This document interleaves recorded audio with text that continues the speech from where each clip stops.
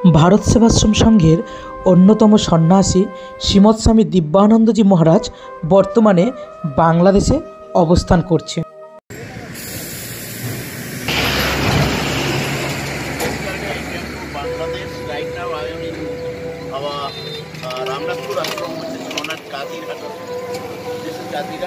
তিনি বলেন, বর্তমানে আমি সংঘের রামনাথপুর শাখায় অবস্থান করছি, যেটি বাংলাদেশে অবস্থিত, এবং গতকাল আমি এবং স্বামী ভোলানন্দজি মহারাজ ঘোলাডাঙ্গার বর্ডার পার হয়ে ভারত থেকে বাংলাদেশে এসেছি, যেটি ভূমিয়া বর্ডার নামে পরিচিত।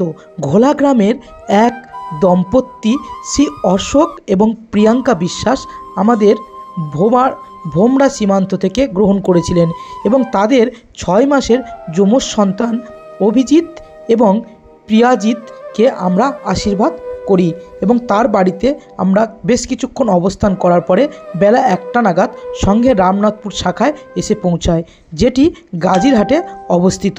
রামনাথপুর আশ্রমের ইনচার্জ ব্রহ্মচারী শ্যামল মহারাজ আমাদেরকে গ্রহণ করেন এবং বিশেষভাবে সুস্বাগত জানান। আমি বেশ কয়েকদিন এখানে অবস্থান করব এবং 15 নভেম্বর আশাশনি আশ্রমে যাব।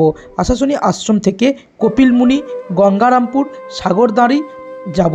16 নভেম্বর সিদ্ধপীঠ বাজিতপুর, অর্থাৎ যেখানে গুরু মহারাজ গ্রহণ করেছিলেন সেই সিদ্ধপীঠ বাজিতপুরে যাব এবং সেখানে দীর্ঘ 14 দিন থাকার পরে 1 তারিখে অর্থাৎ 1 ডিসেম্বর আমি কলকাতায় ফিরব এবং আমার যেসব সন্তানরা আমার সঙ্গে দেখা করতে চান তারা 1 তারিখের পরে এলে আমাকে কলকাতায় দেখতে পাবেন এবং কলকাতায় তাদের সাথে আমার সাক্ষাৎ হবে। সেখান থেকে স্বামীজি সবাইকে আশীর্বাদ করেছেন এবং তিনি এই যে সংঘের শাখাটি সেটি আমাদের ঘুরিয়ে দেখাচ্ছেন।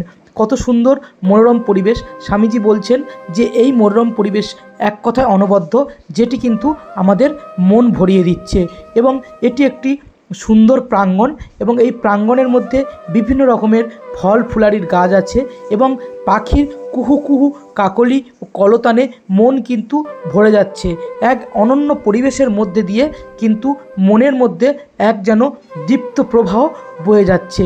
এটি একটি বিল্ডিং এবং এখানে প্রায় 12টি রুম আছে এবং এখানে বিভিন্ন ছাত্ররা এবং যাত্রীরা এলে তারাও কিন্তু থাকার স্থান পায়। সেই সাথে আশ্রমের প্রাঙ্গণ এবং আশ্রমের ভিতরের বিভিন্ন অবস্থান তিনি ঘুরিয়ে দেখালেন। এই আশ্রমটি কিন্তু বাংলাদেশে অবস্থিত। স্বামীজি গত 30 তারিখ অর্থাৎ নভেম্বরের 30 তারিখ পর্যন্ত কিন্তু বাংলাদেশে অবস্থান করবেন। অতএব যারা তার সঙ্গে দেখা করতে চান তারা কিন্তু দেখা করতে পারবেন। তিনি 15 তারিখ পর্যন্ত আশাশনি আশ্রমে এবং তারপর তিনি কিন্তু বাজিতপুর সিদ্ধপীঠে 16 তারিখ থেকে অবস্থান করবেন টানা 30 তারিখ পর্যন্ত। 1 তারিখ তিনি কিন্তু কলকাতা বালিগঞ্জে ফিরে আসছেন। অর্থাৎ কলকাতা বালিগঞ্জে আপনারা তাকে যারা দর্শন করতে চান তারা কিন্তু 1 তারিখের পরে অর্থাৎ 2 তারিখ থেকে আসবেন। নমস্কার, জয়গুরু, সবাই ভালো থাকবেন।